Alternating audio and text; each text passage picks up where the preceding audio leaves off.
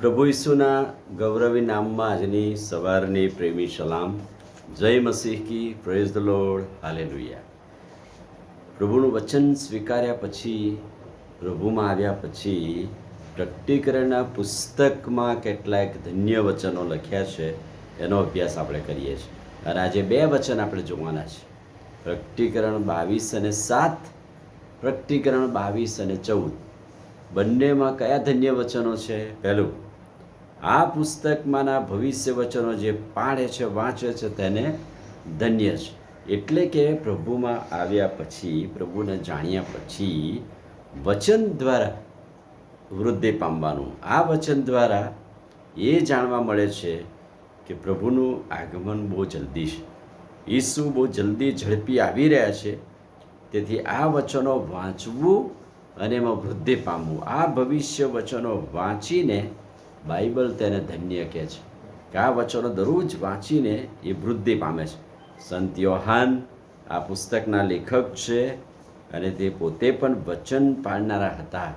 અને એટલે એ દાવા સાથે કહે છે કે આ વચનોને કોઈ બંધ કરે નહીં, અટકાવે નહીં, પણ આ વચનો પ્રભુ આવે ત્યાં સુધી પ્રગટ કરવામાં આવે છે, જેથી કરીને સુવાર્તાના કામ અટકે નહીં અને વચનોમાં વૃદ્ધિ પામે. કેમ કે સમય પાસો છે. આ વચનોમાં કંઈ પણ ઘટાડો કરવો નહીં, આ વચનમાં કંઈ પણ ઉમેરો કરવો નહીં, પણ આ વચનો, ભવિષ્ય વચનો વાંચીને પાડવા, એને ધન્ય કહે છે. અને જીવનનું વૃક્ષ એ પવિત્ર નગરમાંનો એક હિસ્સો છે. જો એ વચનો નહીં પાડે તો એ હિસ્સો ગુમાવશે. કયો હિસ્સો? જીવનના વૃક્ષ પરના જે ફળ છે એ ખાવાનો આશીર્વાદ, મોટું આમંત્રણ. આત્મા તથા કન્યા કહે છે કે આવ. જે સાંભળે છે તે કહે છે કે આવ. જે તરસ્યો હોય તે આવે અને જીવનના ઝરામાંથી મફત પીવે. બીજું વચન છે પ્રકટીકરણ 22 અને 14.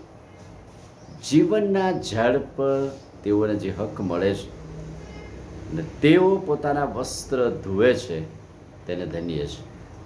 તો આ વસ્ત્રો કે જબ્બો ધોવાની ક્રિયા, અથવા તો વસ્ત્રો ધોવા એટલે શું? એનો જો માર્મિક આધ્યાત્મિક અર્થ એ થાય છે, ઈસુના રક્તની અંદર આપણા આત્મિક શરીરોને ધોવા, આધ્યાત્મિક શુદ્ધિકરણ થવું, તેને ધન્ય છે. દરરોજ જેવો વચનોથી આ રીતે પ્રભુના રક્તની અંદર પોતાના વસ્ત્રો આધ્યાત્મિક રીતે ધોવે છે અને યરૂશાલેમ તરફ આગળ વધે છે. નવું યરૂશાલેમ એટલે સ્વર્ગ. સંત યોહાન અહીં ઉદ્ધાર પામેલાઓનું ટોળું જે છે એમને એમ કહે છે કે તેઓ નવો યરૂશાલેમના ગેટ આગળ છે અને જેઓ તેની આજ્ઞા પાડે છે તેઓને હક મળશે. જેઓ પોતાના વસ્ત્ર ધુએ છે, શુદ્ધ થાય છે, તેમને તે હક મળશે અને દરવાજામાંથી, શહેરમાં થઈને નગરમાં પ્રવેશ કરશે. એટલે નવું યરૂશાલેમ વિશ્વાસુઓએ હલવાનના રક્ત દ્વારા પવિત્ર અને ન્યાયી બને છે. જીવનનું વૃક્ષ શાશ્વત જીવનનું પ્રતીક છે અને નવું યરૂશાલેમ એ સ્વર્ગનું પ્રતીક છે. એટલા બે વચનો છે કે જેઓ પોતાના ઈસુના રક્તની અંદર પોતાના વસ્ત્રો ધોઈને શુદ્ધ થાય છે તેને ધન્ય છે.